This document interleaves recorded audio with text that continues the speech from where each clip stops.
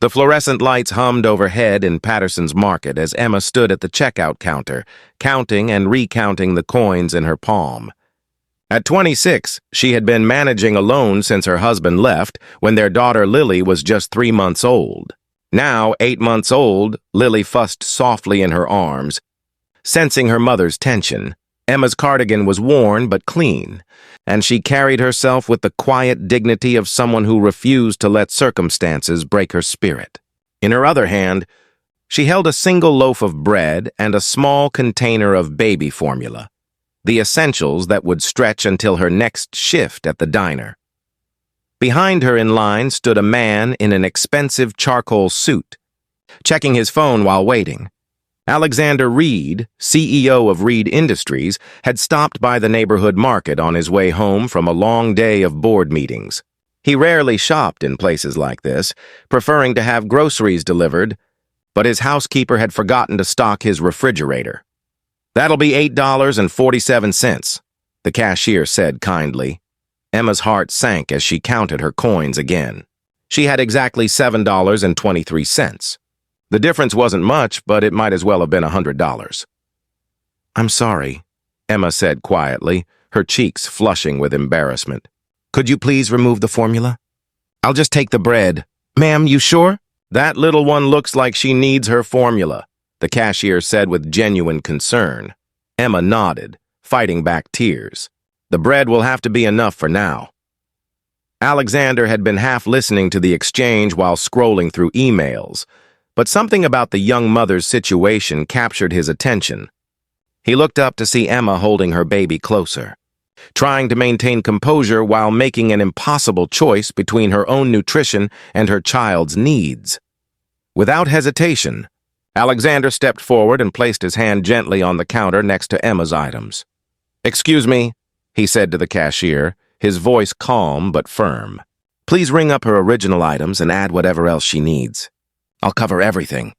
Emma turned to look at him, surprise and wariness mixing in her expression. "Sir, that's very kind, but I can't accept charity from a stranger." Alexander's expression softened as he looked at baby Lily, who had stopped fussing and was now studying him with curious eyes.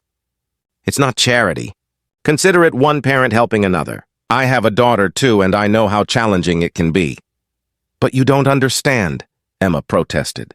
"I'm not just short $1 or $2. I can barely afford basic groceries most weeks." "Then let's fix that right now," Alexander replied. He turned to the cashier. "Please add milk, eggs, some fresh fruit, whatever vegetables look good, and anything else a family with a baby might need." Emma felt overwhelmed by the unexpected generosity. "Why would you do this for someone you don't even know?" Alexander was quiet for a moment, watching Lily reach for her mother's hair with tiny fingers. "Because 3 years ago I was going through a difficult divorce and learning to be a single father. A stranger helped me when I needed it most, and I promised myself I'd pass that kindness forward when I had the opportunity."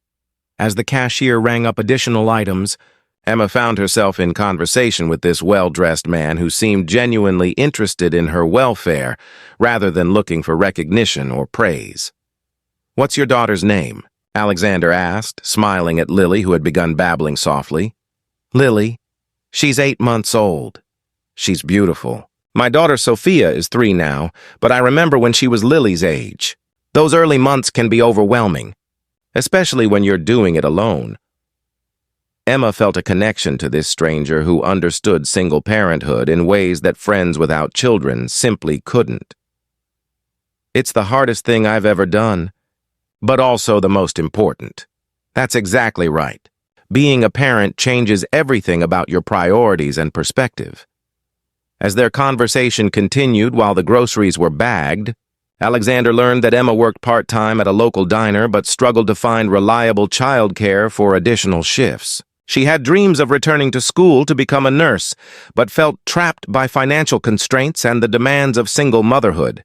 "Emma," Alexander said as they prepared to leave the store, "I want to give you my business card. Not because I expect anything in return, but because I run a company that values people who understand responsibility and perseverance." Emma accepted the card, reading Alexander Reed, CEO, Reed Industries, with growing amazement. You're the Alexander Reed? The one who owns half the office buildings downtown? Guilty as charged. But tonight I'm just another single parent who remembers what it felt like to worry about providing for my child. Mr. Reed, I don't know what to say. You've been incredibly generous. Don't say anything yet. Just think about whether you might be interested in a position with better hours and benefits. We have an excellent on-site childcare facility, and we're always looking for people with your kind of character. 6 months later, Emma sat in her new office at Reed Industries, coordinating community outreach programs that helped single parents access resources and opportunities. Lily thrived in the company's childcare center, and Emma had been able to start taking evening nursing classes with tuition assistance from the company's education program. Alexander stopped by her office that afternoon, carrying quarterly reports that showed exceptional results from her programs. Emma, the single-parent support initiative you developed has helped over 200 families in the past 6 months. It's easy to create programs that actually help when you understand what families really need, Emma replied, thinking about how her own experience had informed every aspect of her work. Speaking of which, how are your nursing classes going? Better than I ever imagined. I should be able to start the clinical portion next semester. Alexander smiled, remembering the struggling young mother he had met at the grocery store. Lily seems happy in the childcare center. She loves it there.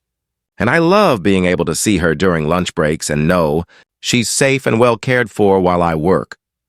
Alexander reflected on how a simple act of kindness had evolved into meaningful change for multiple families. Emma, that night at the grocery store, I thought I was just helping someone buy formula and groceries. What do you think now?